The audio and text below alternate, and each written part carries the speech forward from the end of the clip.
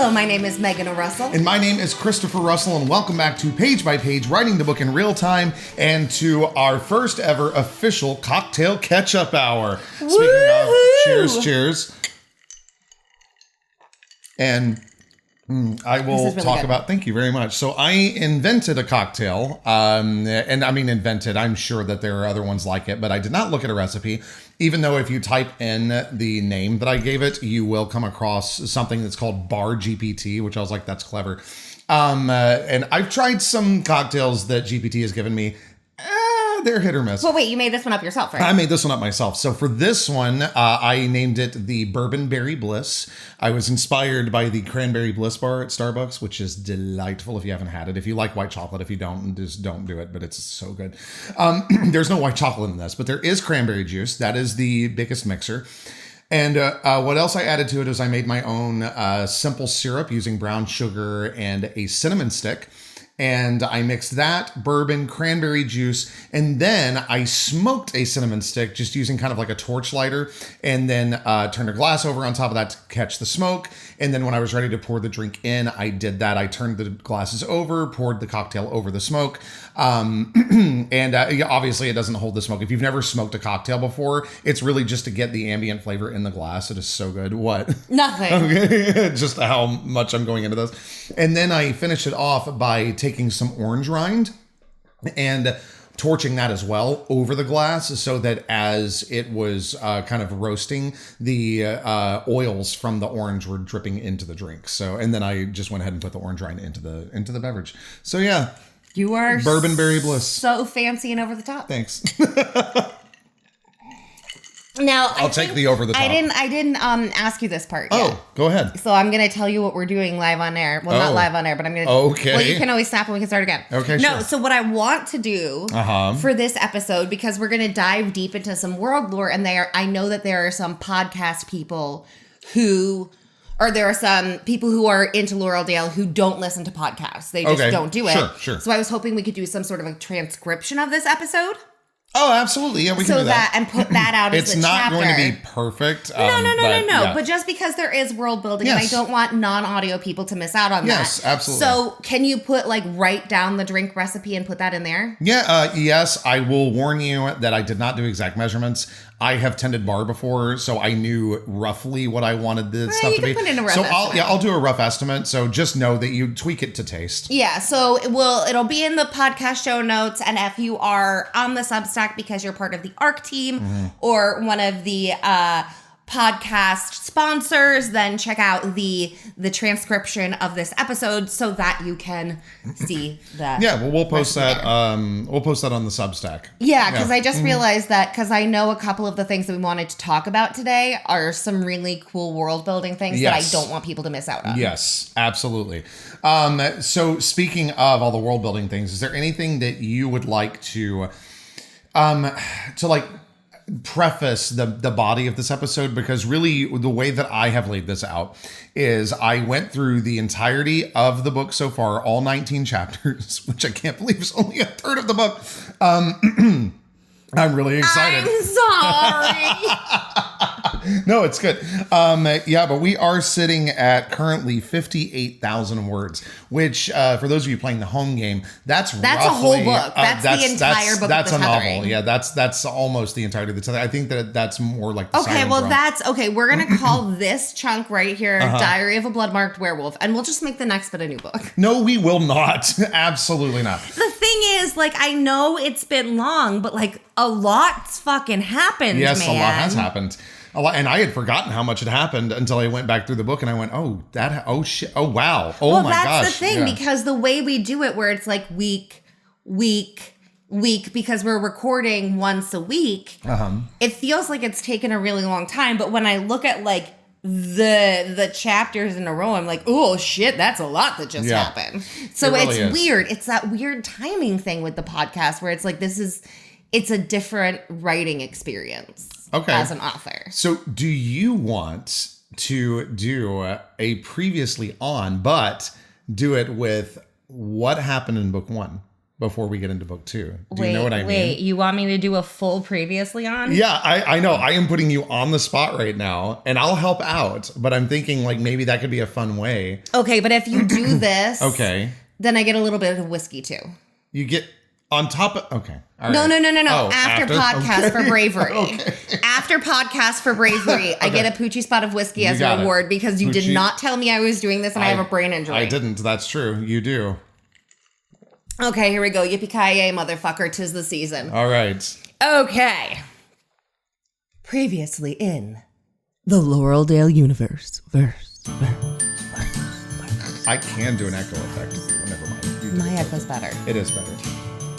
In Sketchbook of Wayward Seer, recent orphan Ella Day is forced to move to small town Laureldale to live with her new guardian, Kate Blackwood. She is sent to Laureldale High, and on her first day of school, her teacher unfortunately drops dead. Is revived for a while, unfortunately gets squished by a tree not that much later on, but anyway, he kind of died and then he really died and he kind of went Wicked Witch style. That becomes important later on. Just keep an eye on that one. So then Ella starts making friends and she's like, oh my God, these humans are introducing me to everyone because they love me so much and it's exhausting. But then the werewolf gets in on it and she's like, bitch, you are helping me figure out where my friend is or I'm going to break your face. And Ella's like, cool, go for it. And she's like, cool, and punches her. But then Ella's like, you know what? I'm actually a member of a pack that you're not going to fuck with, so bye. But Ella's a good person, so she looks into the missing girl and she's like, oh shit, this is something real. Now I am morally obligated to help with this. I'm going to pause real quick because it's also worth noting that when breaking her face doesn't work, Violet does threaten to burn her out of town. Yes. Which is a big deal to Ella. Because getting burned out of town in the Etherean world means that that identity in that town is gone. Yes. You cannot associate with those people. You cannot go back to that place. And this is her identity. Yes. So this is... That's over again. She'd have to pick up, start somewhere completely new. Like, the stakes are high. Again. So, but meanwhile, she's met Caleb, the very nice Fae boy who likes to walk her to school. That part becomes important later. Okay, so we can skip past some visions and some bloody stuff and a bunch of hiking. But the end of it is Jason, the human, big thing for Ella. Paige, the human, Ella's new bestie, whether she likes it or not. Violet, the werewolf, really pissed that her missing friend ended up dead, a little bit ragey, locked in her house because her parents are terrified of everything now. But it's also like Ella's Etherean bestie now. Yes. Yeah. Caleb, the one that Ella actually made out with several times, and he slept in her bed for a week because she was having horrible nightmares. But when Ella was kidnapped, taken to a warehouse, was having visions, dealing with it pretty well by herself, but Caleb heard her screaming because of visions. He runs in, trying to save her, kills the guy who kidnapped her in a pretty awful way, gets some serious PTSD. Ella's like, no one can know you were here, because that's going to make it complicated. So she sends Caleb away with all the little Etherean things that had been in the warehouse and makes the warehouse go big, big boom. She runs away from the boom. She gets to the highway. There are ambulances. Jason's there, and he's like, wow, you're here. And he feels like, he did the Ella saving because he was there, but he doesn't know Caleb was there. Complicated. Okay. And the book ends... Well, it ends from the Watcher's perspective, but, which, by the way, we were talking about this the other day. We did not name the Watcher the Watcher. I don't remember who did that. Was it Brittany? I don't know. I don't know who or did Tanya? it. I don't know where the Watcher came from, but it's a thing now. It's the canon Watcher's now. the Watcher. The Watcher's the Watcher. Not that that is ever said in the series. No, it's never. But it's just what it is. The Watcher's the Watcher. The Watcher's the Watcher. But before we see the point of view of the Watcher ending Sketchbook of a Wayward Seer, we see a vision that Ella has of her like with Jason, like with him. They are together and she will protect him at all costs. Right? Yeah. That's the vision that she sees. And she's like, oh, fuck. Because he's a human. And he's a human. He's off limits. You don't date humans. Yeah, like 100%. Why would you date someone who can know literally nothing about your life? Like, yeah, and I'm sure that's absolutely going to stay.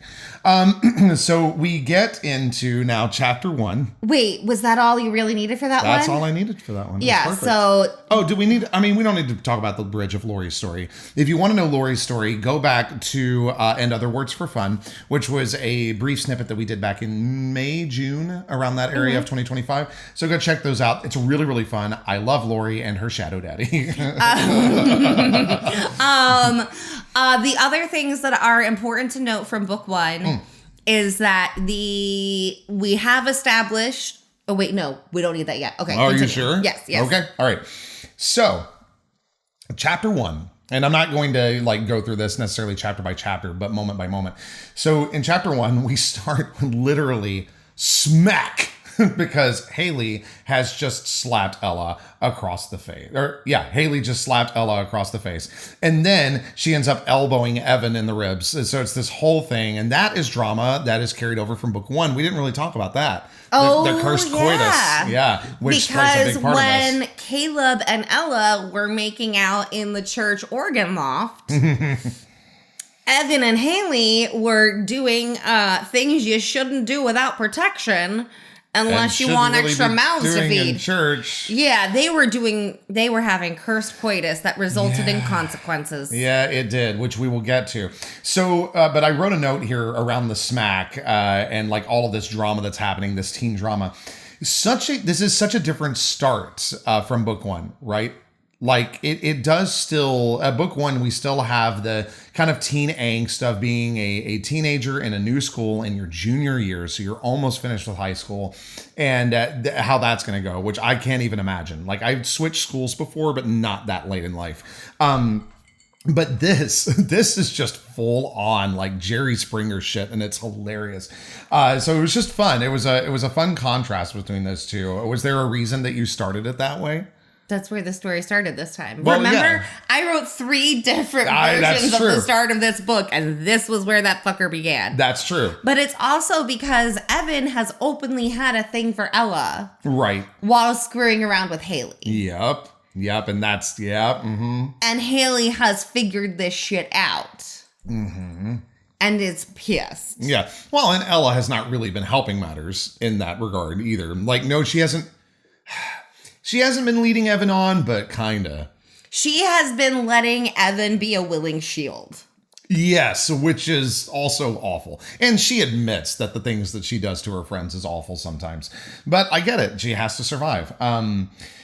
Okay, so we get to the end of chapter 1, and this is where we finally get to meet Luca in this chapter. And then he kind of disappears again. So I'm very interested to see when he's going to come back into play. But I get that right now he kind of has to lie low. I'm getting ahead of myself. But the fact that he comes in and the first big moment we have with him and the first like big moment we have in this book at the end of chapter 1. What happened last weekend, Sheriff Fuck began, proves how useless you are. First, my girlfriend disappears and you do nothing. Then my sister's friend's taken and your big plan to keep it from happening to a third girl is an orange-vested posse. You can't be trusted to protect my sister or Ella or any other girl in this town, and I can't wait for everyone else in Laureldale to know it too. Enjoy building your mob, Sheriff. Can't wait to watch them turn on you. Like, woo.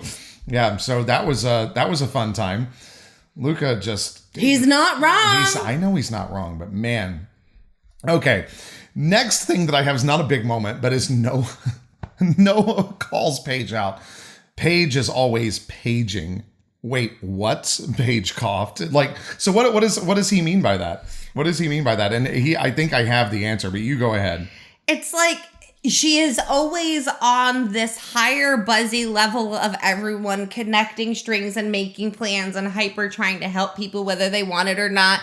And like micro organizing things like it's just this exhausting amount of In Noah's words, yes, in Noah's words, paging as a verb, meaning a constant, Noah held up both hands, and at times, I'll admit, a little overwhelming stream of tweaks and pivots trying to perfect every detail of the world around you like life is an auto runner and you're going for the high score. And then Sydney goes, that's shockingly accurate. It's like, yeah. Yeah. And meant fully as a compliment. Okay, and then this is the end of chapter 2, I believe, or we're getting towards the end of chapter 2. We see the first vision. Now, this is very similar to, she has her first vision in the first book at the end of chapter 1, I believe, where she sees Carver clutching his chest and then dying. Mm-hmm. This one, it's worse. It's worse, but, and it happens. Okay, now this is interesting. I just thought about this, but this happens within a very similar span of time from vision to reality. But that is not typically the case with the visions that we've seen of Ella, is it? Mm-mm. Yeah. So that's interesting too. Okay. So were there any similarities between what happened with Carver versus what happened with the students, the tap dancers? No comment. Oh shit. Okay. Oh my God, there is. Oh shit. Okay. Interesting. Okay.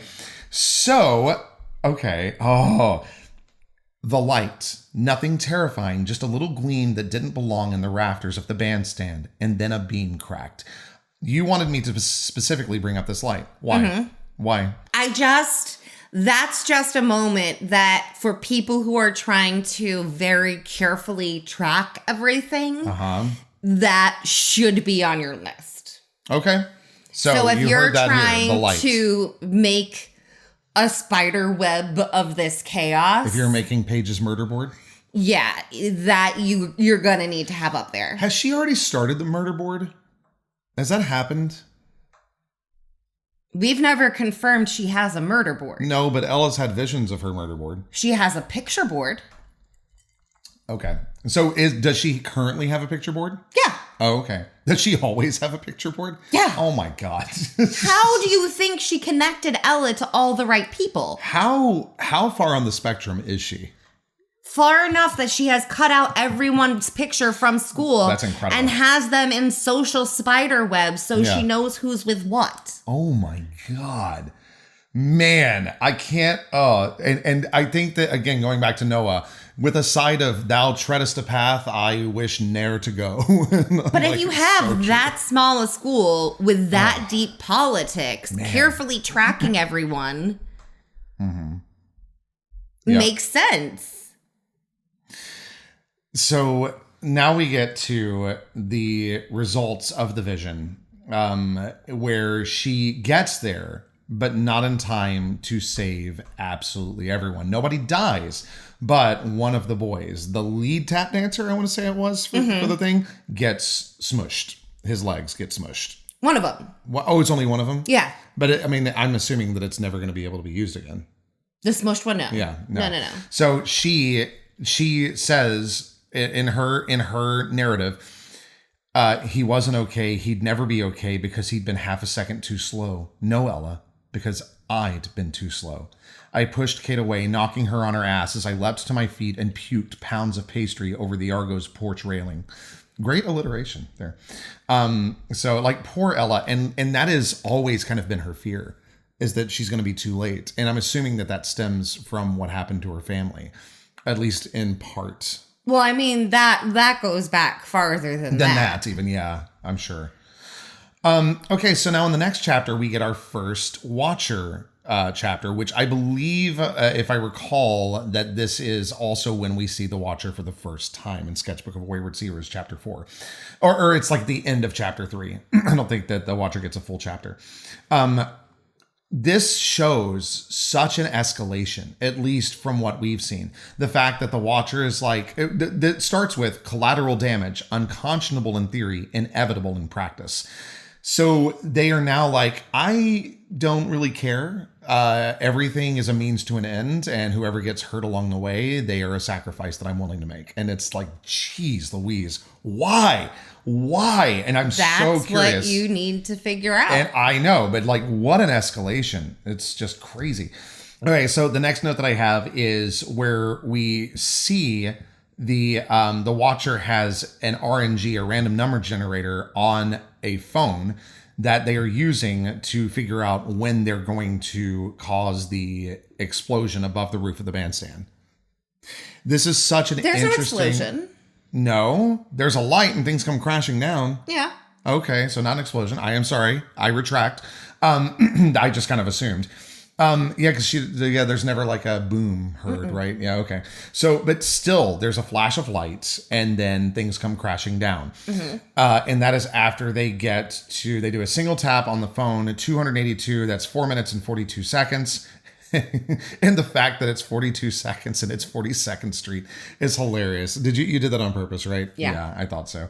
But like, what That's an who I am as a interesting person. it is who you are as a person. You have your own page picture board. But it's like, it's just such an interesting change. Now, do you want to talk about why that change happens? No. No, didn't we already kind of talk about it a little bit? Yeah. You don't want to bring it back up though? No. All right. That's fine. I mean, the thing is, there are very certain things where, okay, let's go at it this way. Okay. There is a reason that Ella can only see her feet in visions of the past. Right. Because there are so many micro decisions that can change how things specifically appear. Right. That when she has a vision of the future, it is only that primary thing that her brain is really getting. Okay. It's not getting everything around that moment that matters. Okay. It's just getting what's going to stay, what would stay, the moment that has become inevitable. Okay.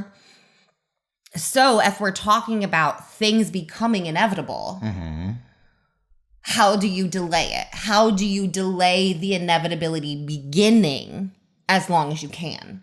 Yeah, sure. By chance, having chance take over. Because the visions aren't possible until the future action is there. Yeah, that makes sense. So if it's all just random, the future action doesn't exist until the choice is made at the last moment. Okay.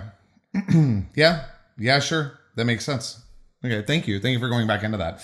I just think it's a really interesting plot device too, like, which is fascinating. I don't know. It's very interesting to me.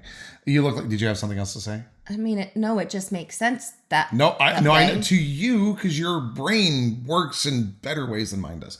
Not better. My brain is weirdly wired. It is. That's true. Okay. I want to take a second to talk about the reasons that Ella is so pissed at Kate, including why having the number of humans that they have over at Kate's is such a problem for Ella.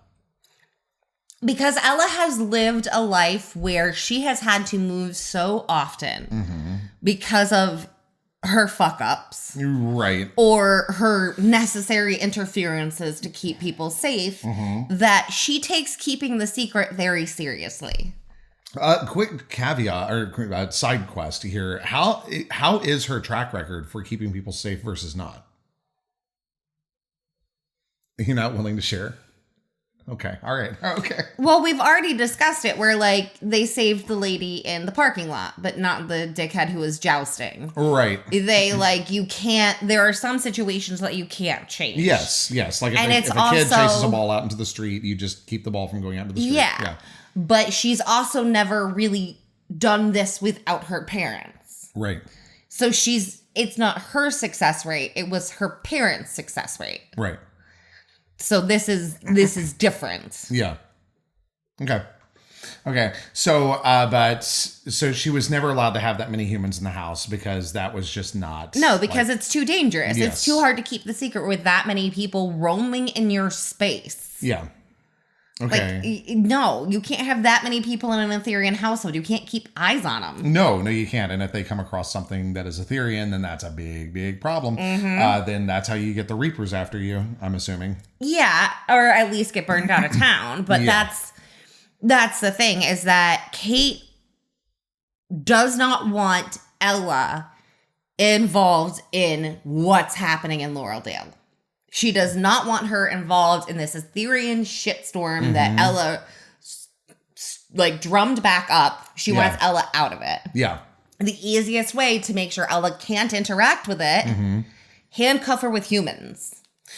Yep. Then she can't do anything. She can't try and make herself have a vision like she did in the cabin in the first book.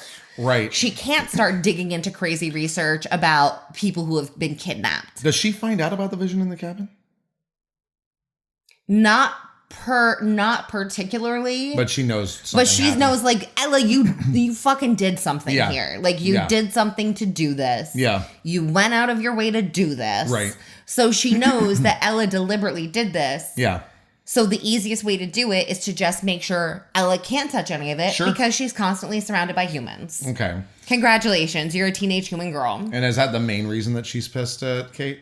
Well, it's also Kate's really not been present. No, she hasn't ever since the kidnapping. Yeah, so Ella went through this major trauma, and it's like, oh, I'm so glad my parents left me with you so that I could be raised by my fellow teenagers who are emotionally fucked too. Like, good guardianing. Guardianing, good guardianing, Kate. That was really hard. But we can surmise that this is happening for a reason. Like that Kate is leaving Ella, is not talking to Ella for very specific reasons. I know you can't go into it, but I'm just reminding the readers that, or at least I guess I'm asking the readers, because I'm not reminding anything, because I honestly don't know. But I am assuming that Kate is doing something behind the scenes that we are just not seeing. Which would make it behind the scenes, Christopher. Anyway, during their fight that happens, it's, I think, really the only time that we see the two of them interact at the Blackwood Estates. I love this exchange. It's not your job to save everyone, Ella. Trying is the only thing that makes the hell in my head worth it. I tossed open the library door and walked the fuck away. Like, oh God, so good. It's so good because they're both right. Neither one of them is wrong. It's not Ella's job to save everyone. But what do you expect her to do? No, I know, and that's the thing. And I think that Kate knows that, but Kate's trying so hard to be like, please, you're going to get yourself killed. But, I mean, the thing is, Kate doesn't know it the way Ella's parents did. Like, she's still in no, she's a teenager. We can make her sit still and not do it. Right. Like, she's still that kind of delusional. Oh, that's not good. She thinks she's going to be able to protect Ella by surrounding her with a bumper of humans. Yeah. Like, that's not going to last, Kate. Sure. Like, good try. And then I believe this is the first we see of this new POV. I'm not positive, but I think. In the dream, I'm falling too fast to catch myself, and I don't mind. I can see the ground as it races toward me. Jagged rocks promise my death will be painful. That's good. The way it should be. Payment for the life I stole. It goes on from there, but like, oof. I'm assuming we are not discussing this further right now. No, we can leave it for now. Okay. We'll leave it for now. All right. Sounds good. The BFD vision, the vision that changes everything for Evan and Haley and for Ella's relationship with the two of them. Well, kind of for the social cycle at Laureldale High. That's true. Which all starts with her finding a pregnancy test in her locker, right? Yes. Yeah. Haley slid a pregnancy test pamphlet in Ella's locker, trying to imply or create the rumor that Ella was sleeping with multiple people and had gotten herself knocked up. Yep. But it backfired. It does backfire in a big way. And during this vision, we see Evan say, as a plasma ball of sparking red light is flowing from his body in this vision, accepting my responsibility does not require forgiving you. And it's like, oh shit.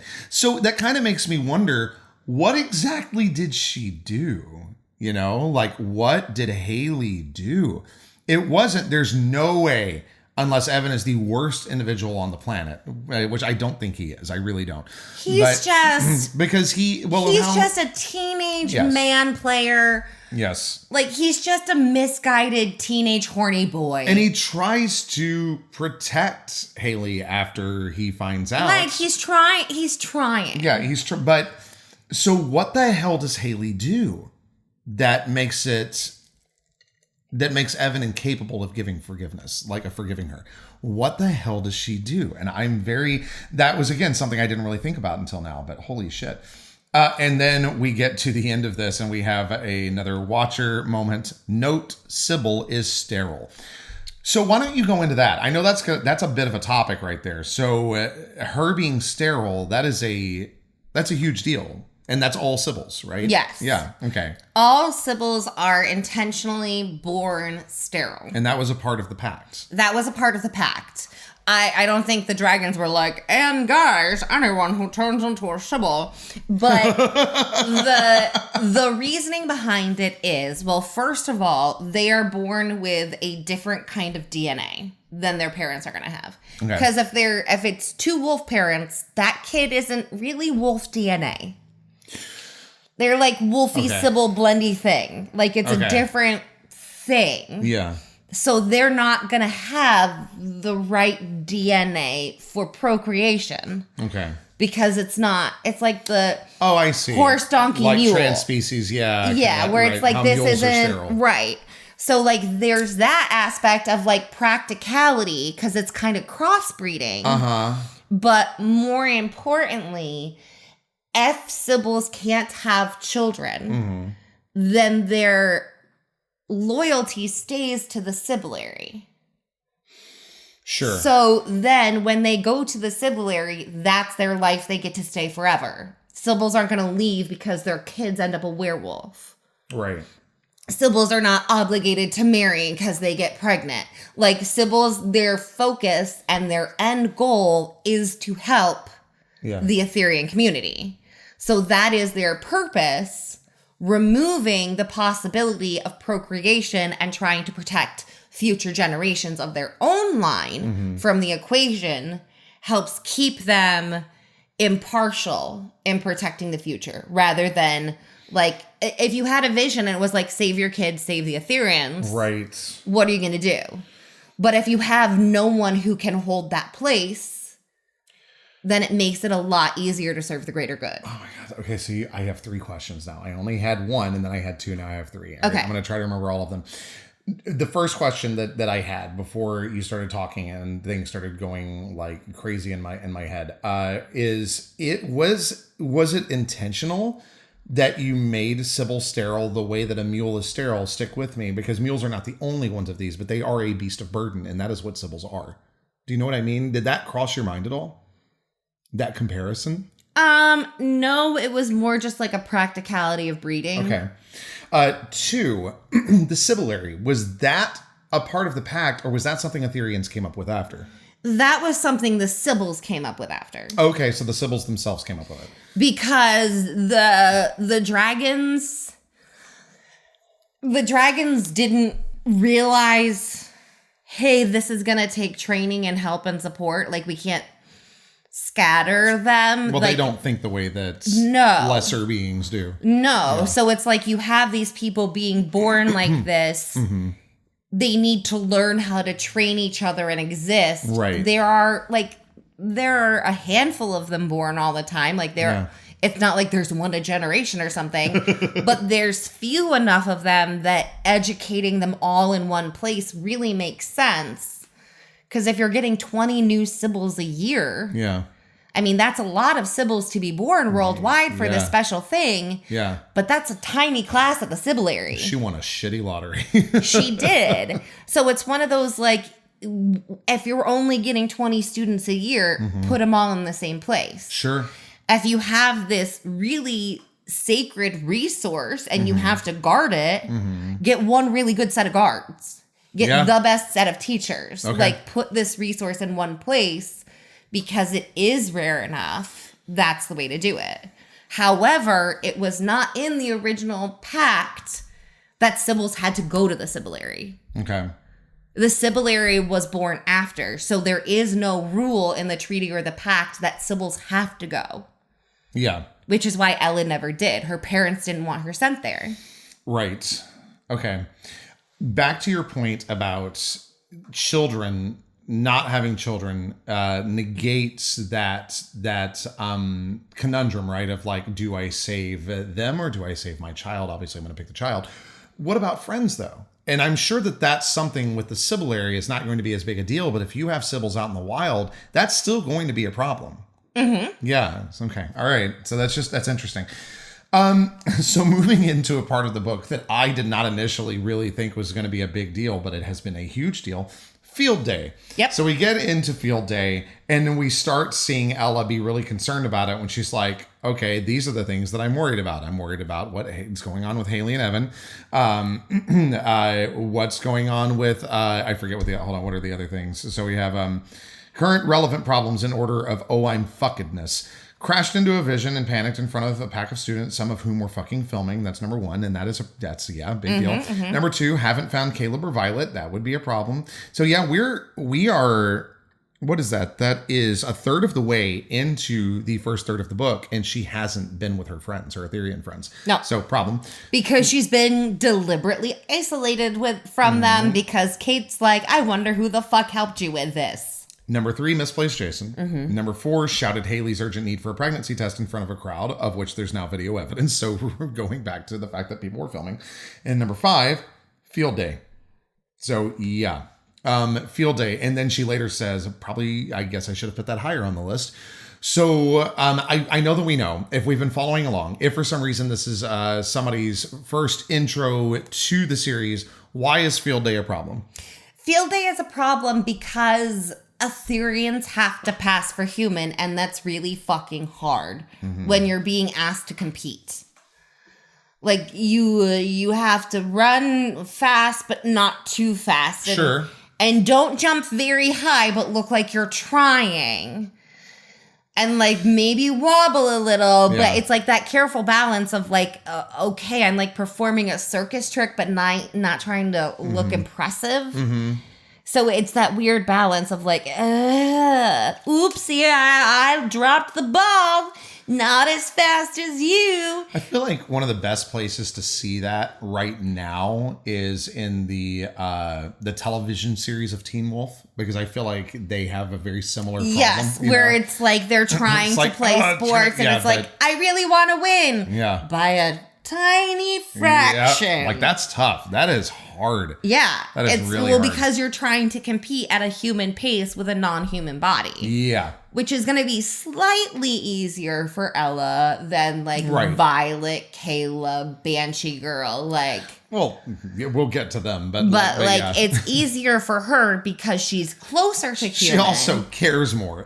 Like she's concerned. It feels like a lot of the rest of the Ethereans are not as concerned as they should be. Well, because they live in this Etherean stronghold under the Blackwood guardianship. Like, it's just normal that they have these freaks like that. By freaks, what I mean is like people who are just freakishly good at sports. Yeah. Yeah. It's just that way in Laureldale.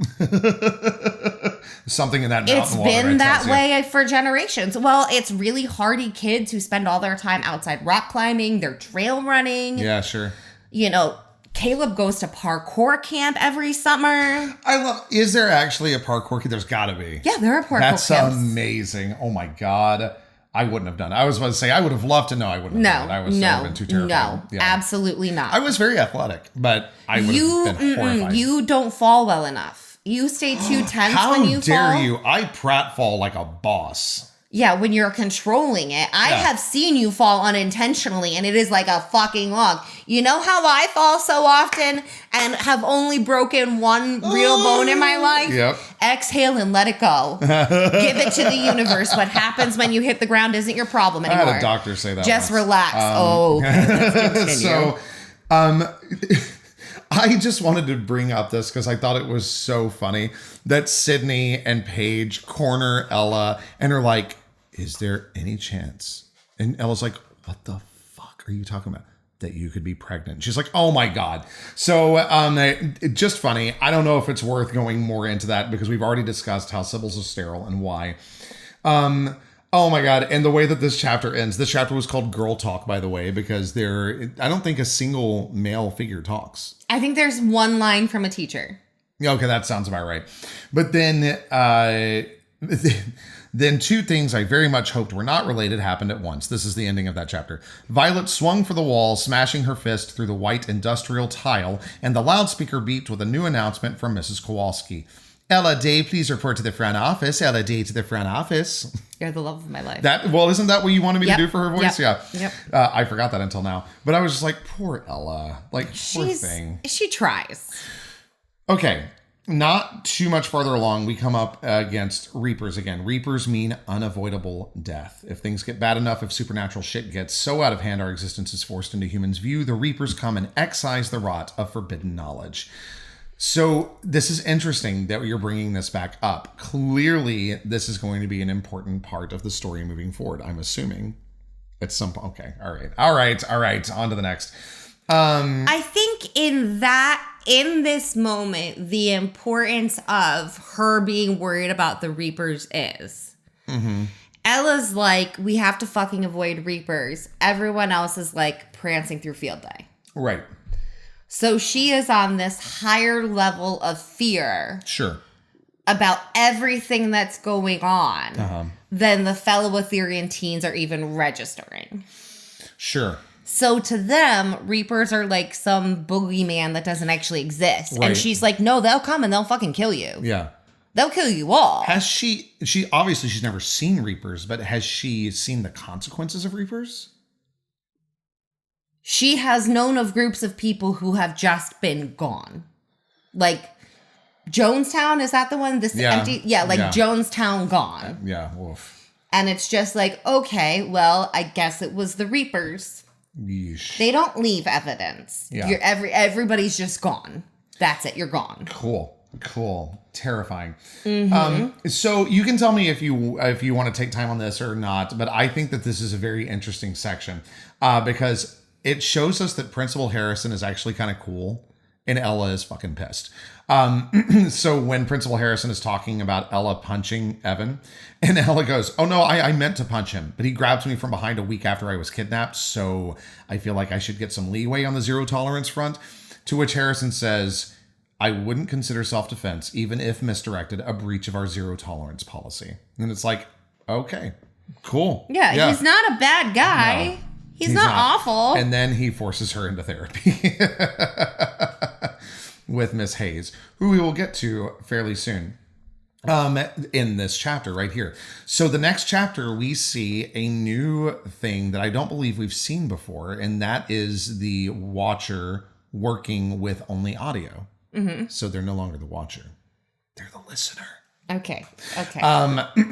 But this is where we get to overhear the conversation where Evan finally finds out about Haley. Because Ella says, pregnant people have a scent. It sounds like old wives shit, but it's true. Pregnant people have this weird sweet musk. Haley has that scent. Evan, she's pregnant. Yeah. So, woof.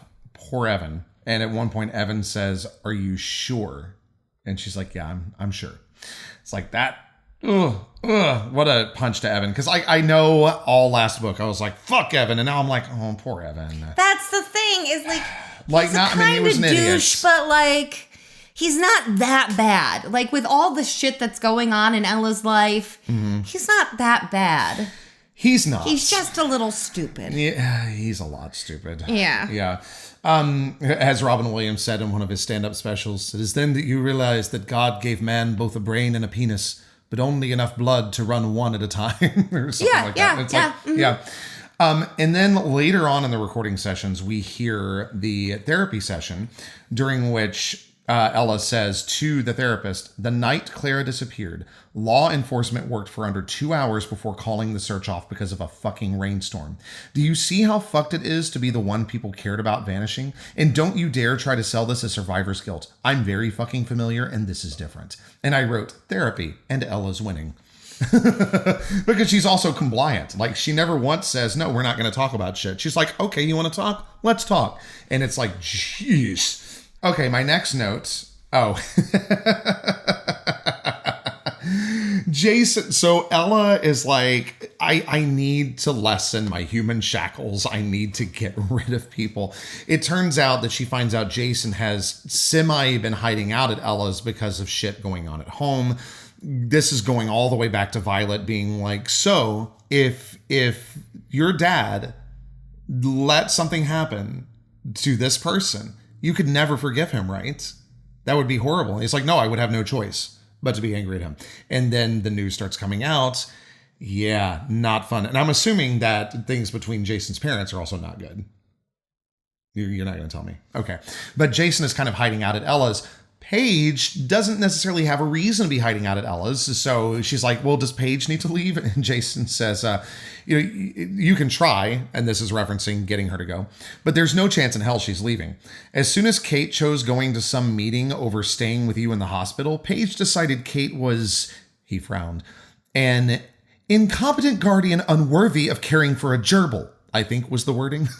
Like, whoa. Paige Paxman, ladies and gentlemen, is what I said. Yep. Yeah. That's how Paige rolls. Mm-hmm. Did you have anything to add to that? No, I feel like that one was pretty straightforward. His Paige is like, this woman is a fuck. Uh-huh. We don't leave PTSD girl with a fuck. No, we do not. And finally, at long last, later on in that chapter, she is able to break free of the humans, and she is so happy. I turned and walked away from my human keepers, my stride even and calm, ignoring Paige's, "Ella, wait!" making it around the corner and out of sight without anyone hauling me back to my Kate-approved safety net. Yes, fuck yes. Calm, Ella. And what does she do, Megan Elizabeth, after she leaves? Do you remember? Goes, slashes her hand open and says, "Here, Caleb. Here, Caleb. Is that all it takes to call a fae to you? Well, no. I'll be right back. I'm going to go get a knife. What? Everyone's like, get me out of this world. Take me to the fae world. If you don't know what we're talking about, you haven't been paying attention, and I envy you. But yes, get me out of here. No, it's because he can smell blood. Yeah, sure. Aetherian blood is going to smell different. Yep. He smells Aetherian blood. He's going to be like, the fuck is happening, and figure out why the fuck an Aetherian's bleeding.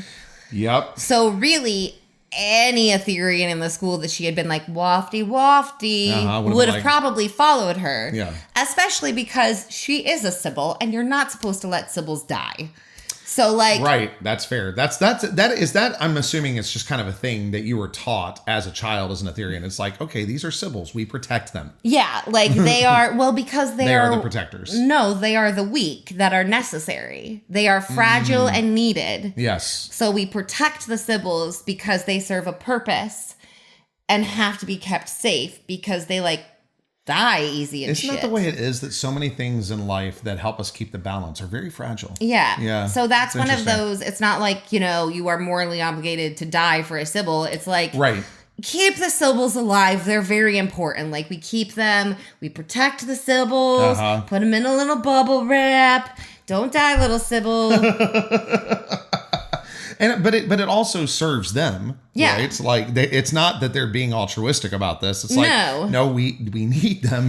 They are necessary. Yeah. They die easier than you. Try to keep them alive. Yeah. They're closer to human than they are to you. So just Yeah. And this is where we start. I said, and here's where it begins, laying this out so fucking early because we still have 100 pages before chapter 19 ends. So I sliced the blade across my palm, shoved the cap back on, balled my black sweater sleeve into my now bleeding hand, and shoved the knife back into my boot before letting myself feel the pain of the stupid shit I'd just done.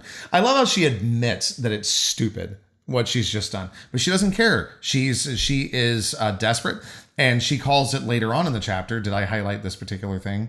What is it? Banged the bloody gavel to call the Aetherians to order, like the Aetherian Crime League. I have that highlighted later on. I forgot about this one. I said, I love their love. This is about Ella and Violet. Mm-hmm. Because this whole, Violet starts cleaning her wound, and Ella goes, "Son of a fuck nugget.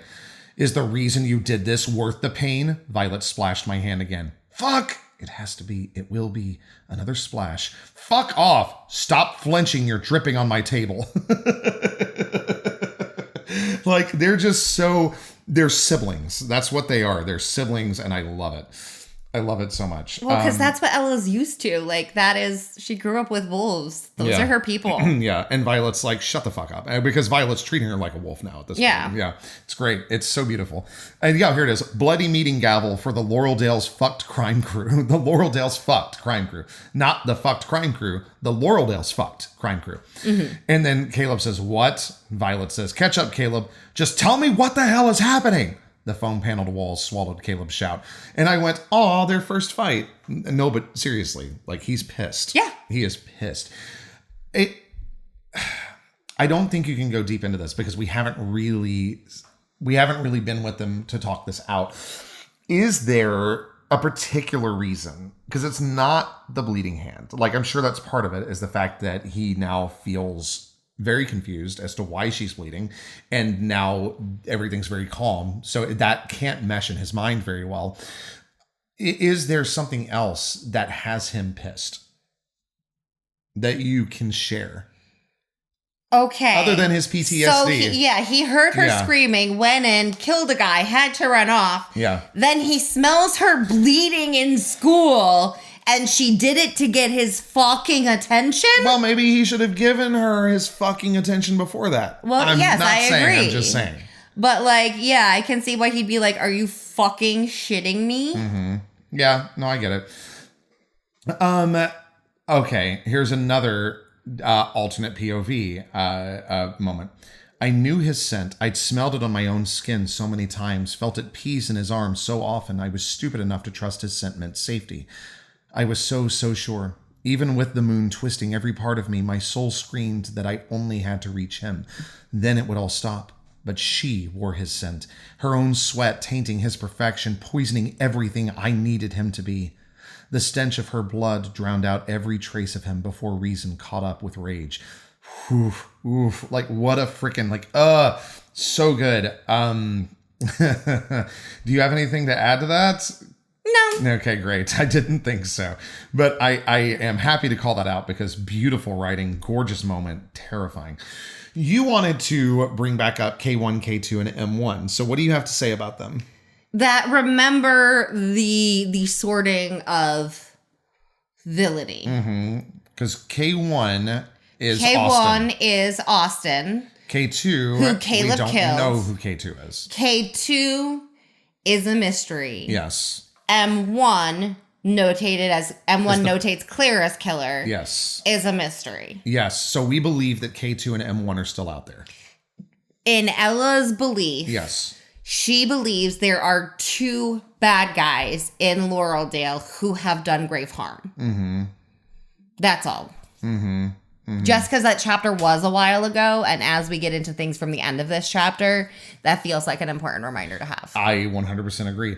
Oh, this was an interesting hold the fuck on moment for me when I was going back through this stuff. Where, what is this? Sorry, I want to find a good way to get into this. But it wasn't a vision, just pure selfish relief that made the walls wobble as Caleb asked, where do we start? Because finally she has convinced them that they are going to help her. So this is what she has been wanting the whole time. She hasn't been able to get to it because the obstacles were her human friends placed there by Kate. So now she's finally like, yes. And then she goes, you won't deserve forgiveness, Ella. Which of you is more comfortable with vampires? Auntie V? Is that what this is referencing? Ah, damn it. Okay, she's not saying. I don't know, though. I don't know. I'm going to call it out because eventually these videos will go up, and by then everybody will know what the hell happened anyway. But there was a little twitch at the corner of your mouth. There, just a little tiny twitch. So I'm thinking maybe I'm onto something. Let's see. I truly don't know. I am 100% guessing. There are things that I know that I will not share that I do not know. Jason using the coffee and the breakfast to lure Ella to the car. And she says, fucker finally surrendered my coffee. That is 100% you. Yes. That is 100% you. You often pull me out of bed with coffee in your hand and you just keep backing farther and farther Come on, away. Baby, come on. You're like, good morning.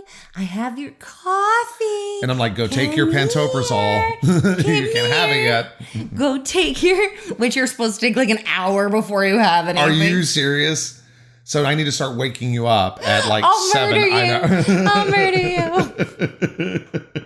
There was just a part that made me laugh. Oh, I said, I love their love too. This is Jason and Ella.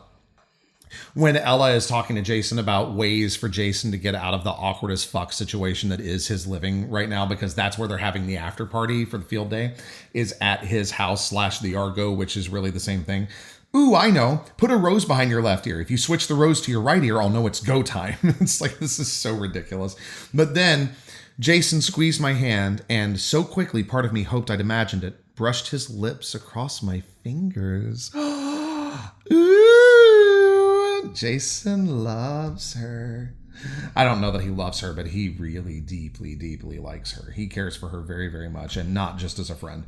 Well, but he also raced off into the night with his dad trying to find her, and then she was running up the road, and she was like bloody and shit. He is beyond infatuated with her. Well, let's just There were explosions before they found her. Like, things went boom, meety, boom, bang. And things went boom. Worried. You were bloody. I was scared. You're pretty and you're not real. Poor Noah. The fear I hadn't been able to find on the real Noah's face filled this Noah, being Vision Noah's, eyes as he screamed into the darkness, his gaze sweeping the black, searching for something.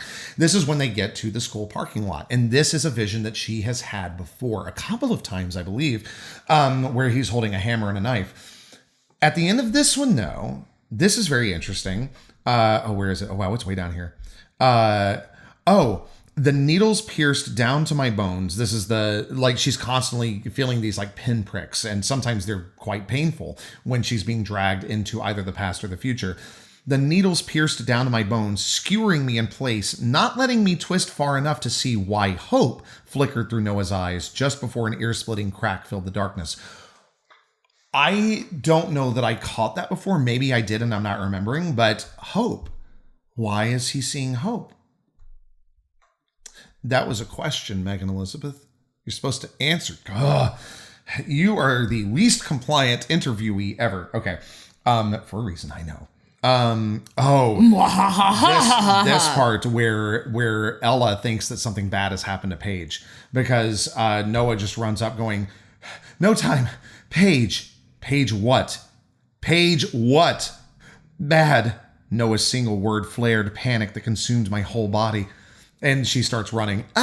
Jason called after me. So this is just such a beautiful moment where like you see her being so terrified of losing her best friend. And like you can tell that she cares so much for Paige. She really does. And it's a lovely moment. Well, the thing is, so like pretty. Ella, just like I just said, to Ella, there are two evil forces fucking circling. Yep. So when they're like, Paige. Yeah. Little human Paige? Yeah. Mm-hmm. Like, what? No. I'm just going to throw out there that I still don't like that dais. I do not like the dais. I don't like how old it is. Which dais? The KAT dais. I don't like it. The Keepers of the Arcane Text dais? Yes, I don't like it. I'm just throwing that out there. I do not like That's it. a you problem. So Ella was supposed to do an art project for the Widow's Run weekend and at the Argo, and Ella completely forgot about it because of everything that's been going on. She did get kidnapped. And so she did get kidnapped. And she's like, oh shit, I was supposed to be prepping to work to show outside. I'm so sorry. And he says that he figured something out. What did he figure out? Oh, that's okay. I actually, when I let that out, that is true frustration, but it's not surprised frustration. Oh, and then we end that chapter with Tessa bringing up that she believes Luca is the prime suspect in Clara's murder. And she points out the very unfortunate fact, since we live in an awful world where women are more likely to be murdered by their romance partner than anyone else, trying to hook up with a dead girl's boyfriend is stupidity bordering on a death wish. She's referring to Noah. It's romantic partner, but that's fine. You don't have to read romance. So I just wanted people to know it wasn't a typo. Yeah, I was like, when I said that, I went, that's wrong, but we're going to keep going. No, it says romantic. So it does. Fine. Okay, good job. Good job, me. I mean, it is a sad fact. It is a sad fact. It's disgusting, and I'm sorry for all. And it's not like the Nicolaics aren't known for having tempers. Yeah. Okay, good. Yeah, I'm glad that I left this note. If we haven't talked about it yet, talk about the overnight. That is the prize for winning field day. Mm-hmm. Paige is absolutely obsessed to the point that we have this paragraph. Paige, being intolerant of such blunders, just like people not knowing where they're supposed to be when, created every team member a laminated individualized schedule issued on a lanyard in our Paige chosen team colors, midnight blue and silver. Which went with their skit. Do we get to see? Oh, we don't get to see the skit. Oh, and Jason made props. So, okay, I'm assuming that the rest of Field Day gets canceled after Chapter 19. It has to. There's no way. I mean, do you want me to confirm or deny? No. Because it's like legally, Yeah. there are very few things I could reasonably do to keep field day going. Yeah. So like, but I won't confirm it. But but sure. Reasonably speaking, if an accident like that happens, full safety lockdown. Like you have to stop everything to figure out what the fuck happens. Why is Paige so obsessed with this overnight? Because it's the coolest thing Laureldale has. Like she's the dark moon overnight, right? Or she has new moon overnight. I forget. Paige has extreme FOMO. That makes a lot of sense with her anxiety. Yeah. And so she's always heard it's this great thing. And so in her head, if she doesn't get to do this great thing, she's going to spend the rest of her life wondering how great the great thing would have been. So she just needs to go on the fucking overnight so she can know what it is and then she can have peace in her life. God, that poor thing. I can't imagine. Yeah, so I she have just anxiety, really, but man. she has heard how cool it is from enough adults. She's like, I have to go on this fucking overnight so I can know what the fuck it is and have peace. Yeah, because nobody else is going to get to other than the field day winners. No, only the field day winners get it. Well, don't they get one more chance next year? Yeah. So then, okay, whatever. But that's only one more chance. That's true. That's out only of one more 4 chance. chances. After this year, I'm amazed that she hasn't won before now. But I guess you do change like physiologically a lot. It's going to be easier for like juniors and seniors to win just because of the nature of it since it's all tourney style. Like seniors are going to play against freshmen. Right. The seniors are probably going to be faster. They've worked together longer, so their teamwork is going to be well, yeah. But theoretically. Yeah. Okay, now we get to the football field to start field day, and we hear Evan say to Haley, "Too big a risk." And then Ella wanders the fuck back behind the bleachers where they're fighting. And it turns out that Evan is telling Haley not to do field day because he's worried about the baby that Haley doesn't know exists. That's the thing, is that Evan's an idiot. I know. But he tries. He really does. He really does. And then at the end of this exchange, which is quite heated, Haley says to Ella, "Tick-tock, bitch. Soon everyone will know what a fucked up freak you are." Boy. I tell you, with us not knowing who the Watcher is, kind of makes us go, But I also think that with how methodical the Watcher is, they wouldn't come out and tell. The supervillain never unveils their plan. And not that she has, but still, Haley hasn't said anything, but I still kind of doubt it because Haley's kind of dumb. So yeah, I mean, am I wrong? Is Haley dumb? Haley's a little dumb. Wow. Well, you were stoic. Okay. Stoic the vast. Stoic the vast. Here there be dragons. And then Ella does confirm that she is sure about the pregnancy to Evan. Man, poor Evan. Kind of poor Haley, but more poor Evan because Haley sucks. Okay. So now we get to seeing Ethereans at field day. And I love this. I couldn't blame Violet for landing asshat Bobby in the ER.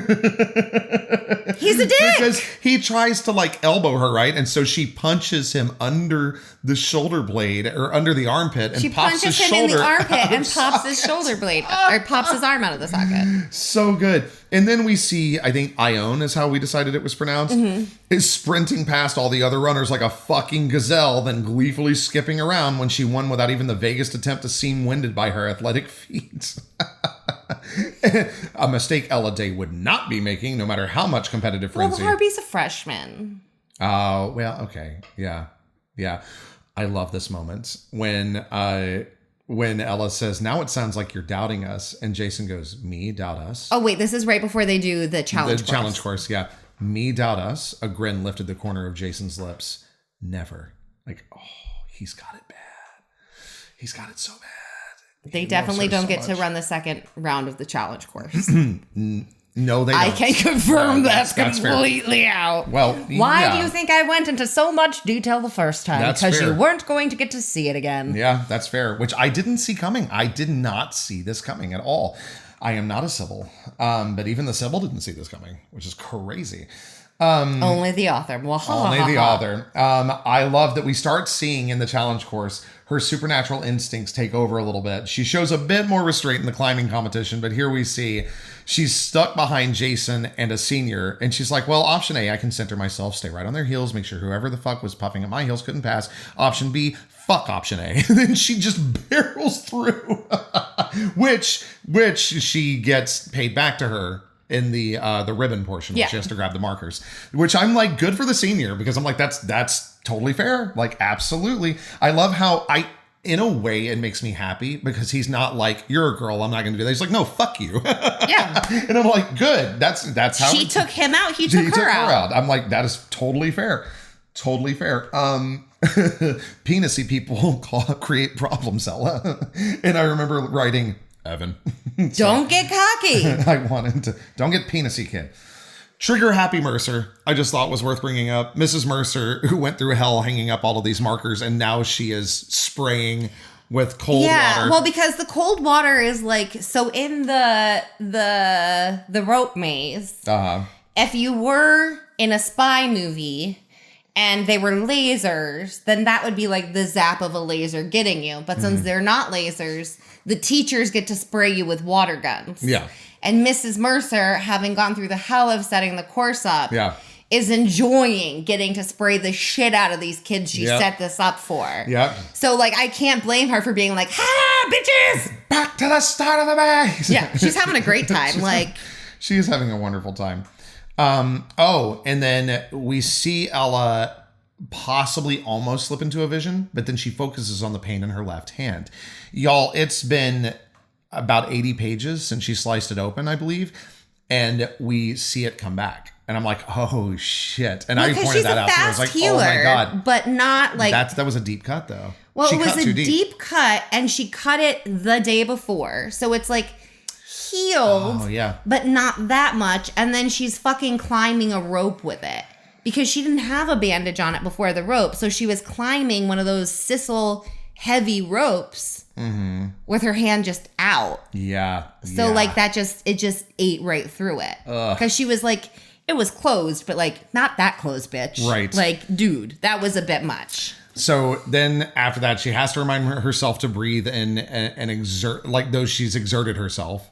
So she's like, oh yeah, that was hard, because she's not at all. And Jason is like huffing and puffing. She's also not sweaty. It's not. So you got to go great for like the good hair mask. So it's like, oh yeah, that was really hard. I just don't sweat very much. Totally. I'm remembering something about when we started dating and you didn't sweat. I know. You're actually an Etherean. Holy shit. That's true. I've been an Etherean the whole time. I'm married to an Etherean, and I couldn't be prouder. And then she goes back to pick up her things, like her clothes, her sweater, because it is, it's late fall, early fall.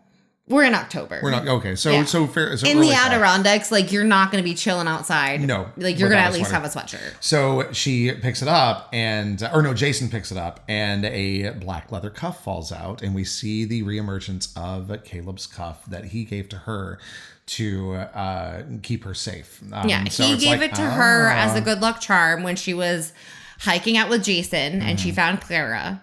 He took it back from Ella when he went to the warehouse, when he took all of the Etherean traces. So like any of the magic stuff, the binder that Austin had, he took that. He took the cuff with him. Yeah.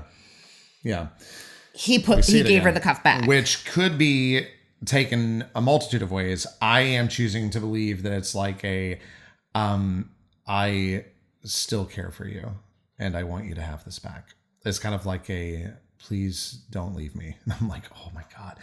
And then the next chapter, we see Jason and Ella in the art studio, where Ella is super gluing her hand back together rather than go to the nurse, because she was told that she has to go see to it. So she's like, okay, I'll go see to it. Well, the nurse wasn't in her office, so. Was she not? Well, no, because she's out doing field day shit. Yeah.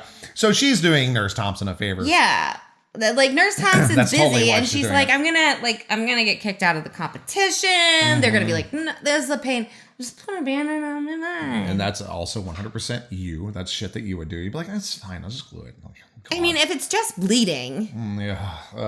There's a reason you're not supposed to put on like the liquid bandage while you're still bleeding or oozing. Like you're not supposed to do that. So it's not great. There's lots of shit in life you're not supposed to do.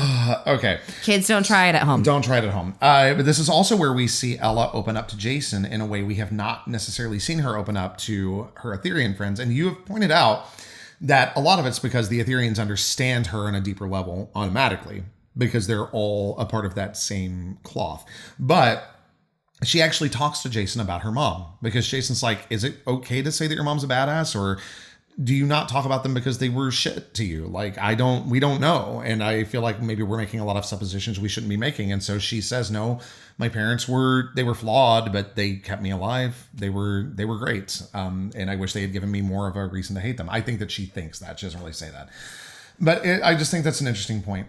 Okay, and now we have arrived back at the final chapter, chapter 19, where, in case you were not here with us last week, Bon Jovi plays an integral part. Thank you so much. Bon Jovi does listen to this podcast quite frequently. He's a big fan. So thank you so much for letting us reference your song in the chapter. But this is where we see her show true restraint, because she knows that she's going to win, because she is an excellent climber, which we saw at the end of the last book.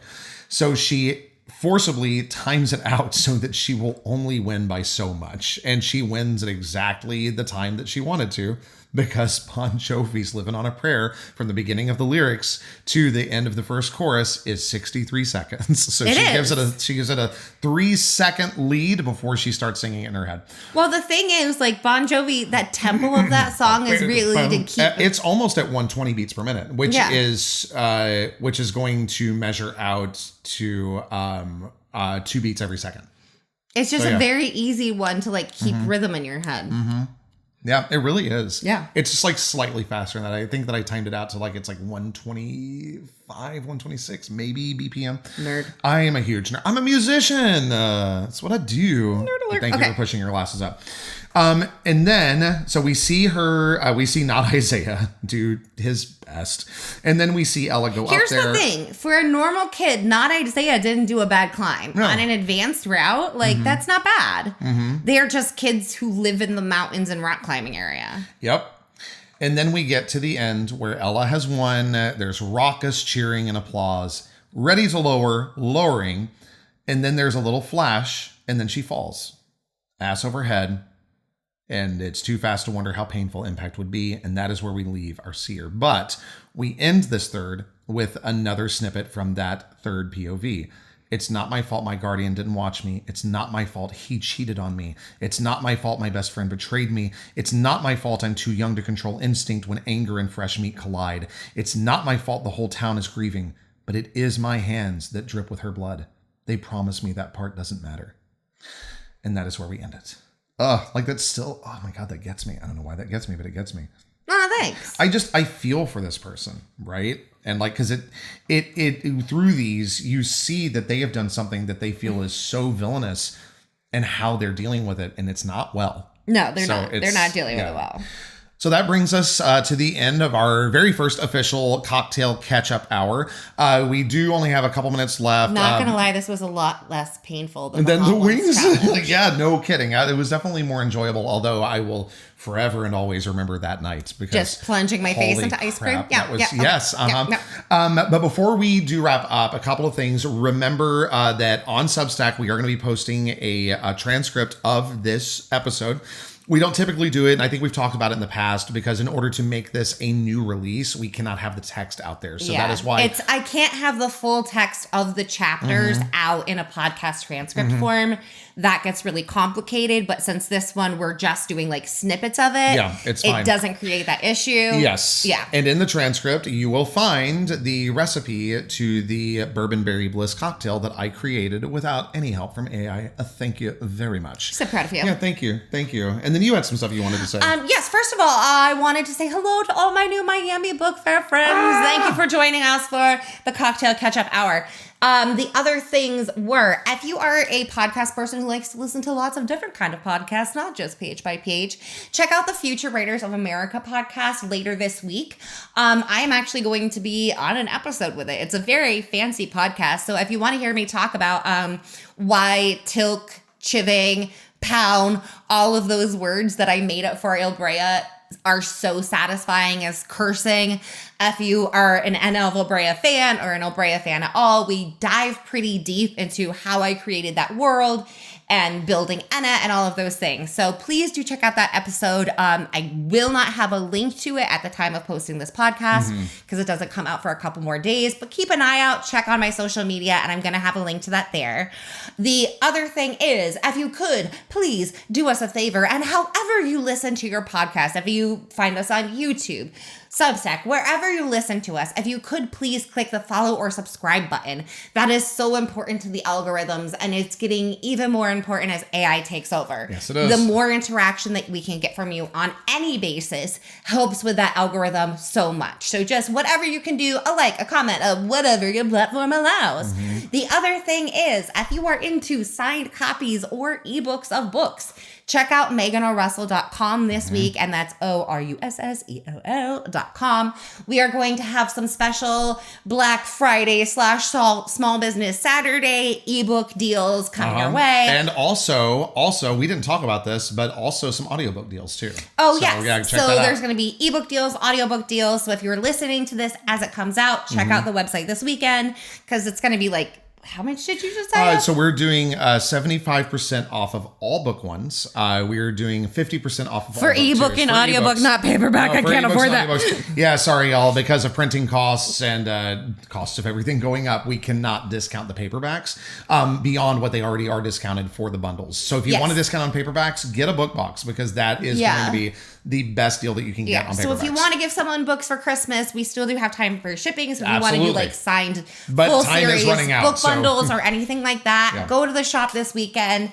Get the really big discounts on the ebooks. Look and see if you want any of the paperbacks.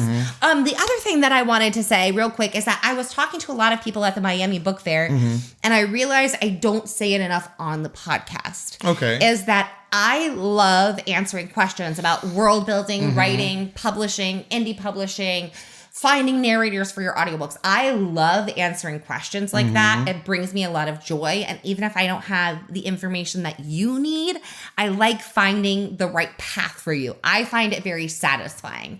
And that goes for people who are listening to the podcast too. If you have some questions about writing or publishing, reach out to me through my email, Megan@MeganO'Russell.com, or reach out on Instagram or TikTok. Please don't message me on Facebook. Those always crash. I can never see them. I don't know why. But I don't know either, but I can't see them. And then all of a sudden it's like, you have 200 you missed. And I'm like, where? How? Why? Never been able to figure that out. But please, I would love to get your questions. So do send them my way. Yes. Yeah. Is that everything?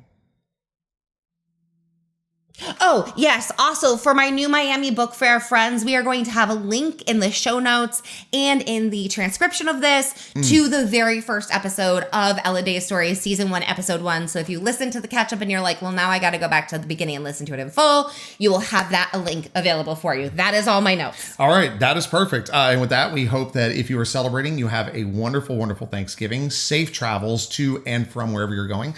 And thank you so much for reading.